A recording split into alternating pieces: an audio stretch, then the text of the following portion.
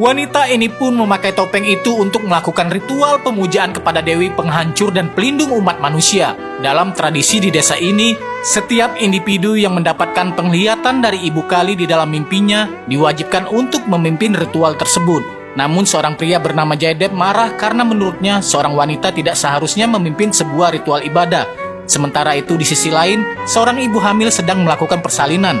Ternyata mereka sedang memastikan apakah bayi yang dilahirkan perempuan atau laki-laki. Jika itu adalah bayi perempuan, maka bayi itu akan dikorbankan kepada sang dewi. Setelah kelahiran bayi tersebut, suara tangis bayi pun membuat si isi ruangan pun hening seketika. Seorang wanita memberitahukan kepada ayah si bayi bahwa anaknya adalah perempuan. Dengan berat hati, sang ayah pun harus merelakan anak itu untuk dikorbankan. Dari balik pohon keramat muncul dua mata yang bersinar, memerintahkan ribuan kelelawar terbang mengitari rumah di mana ritual berlangsung. Lalu Jayadeb, sang kepala desa bersama para warga, masuk ke dalam kamar untuk mengambil anak itu dan memberikannya kepada pemimpin ritual. Sementara ibu sang bayi terus saja menangis, seakan dia tidak rela kalau anaknya akan dikorbankan. Kemudian bayi perempuan itu dibawa ke sebuah tempat di belakang rumah. Lalu pemimpin ritual membawanya masuk ke dalam hutan. Di sana terdapat sebuah batu besar yang dikelilingi oleh pohon sebagai altar persembahan. Bayi itu pun diletakkan di atasnya. Kemudian gadis yang memimpin ritual pemujaan pun mengambil sebilah pedang. Lalu dengan mengangkat pedang tersebut dan membacakan mantra-mantra, pedang itu pun diayunkan. Sehingga noda merah keluar dan mengalir melalui meja persembahan menuju ke bawah tanah merasuki kerangka-kerangka para gadis sebelumnya yang sudah lama dikorbankan. Setelah peristiwa tersebut, 30 tahun kemudian kita diperkenalkan kepada Ambika. Dia adalah seorang guru sekolah yang pada saat ini sedang menceritakan kisah mitologi tentang Raktabe dan Ibu Kali kepada anak dan murid-muridnya. Tidak lama kemudian, suaminya Subankar datang untuk mengunjungi Ambika.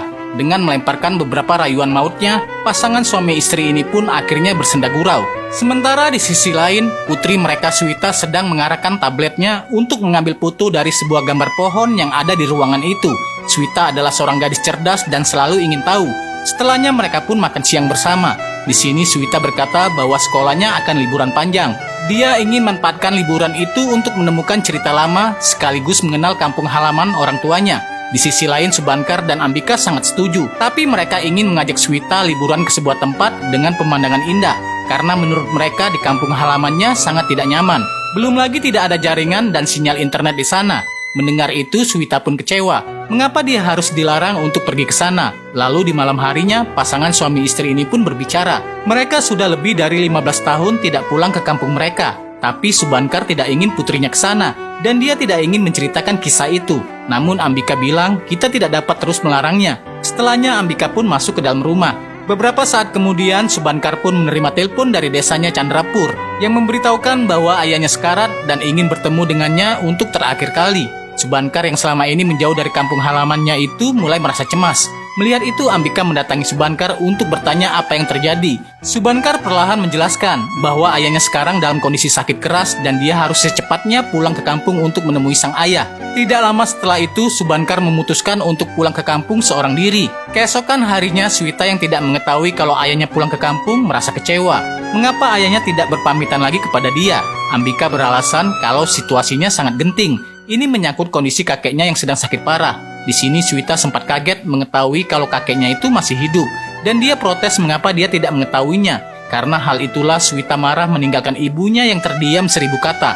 Sementara di kampungnya terlihat Subankar melakukan proses kremasi kepada ayahnya yang sudah meninggal. Subankar datang terlambat yang menyebabkan acara ini pun dilakukan menjelang malam. Kakak laki-lakinya Jayadeb mengajaknya berbicara dan memberitahukan bahwa Subankar mewarisi rumah terkutuk itu. Tapi Subankar menjelaskan bahwa properti itu tidak berarti bagi dirinya karena dia tidak akan pernah tinggal di desa ini. Kemudian dia meminta Jayadeb untuk mencarikan pembeli dan menjualnya. Hingga saat ini keluarga dan warga desa tidak mengetahui tentang kehidupan Subankar di kota. Namun Jayadeb mengetahui dari ayahnya yang sudah meninggal bahwa Subankar telah berkeluarga dan memiliki seorang putri.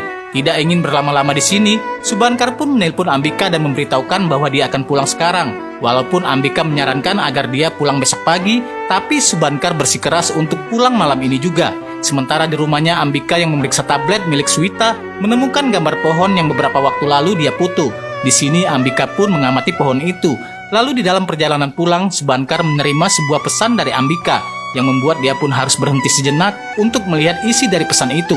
Subankar pun merasa kaget karena pesan itu berisi gambar pohon yang sama persis berada di belakang rumahnya yang terkutuk itu.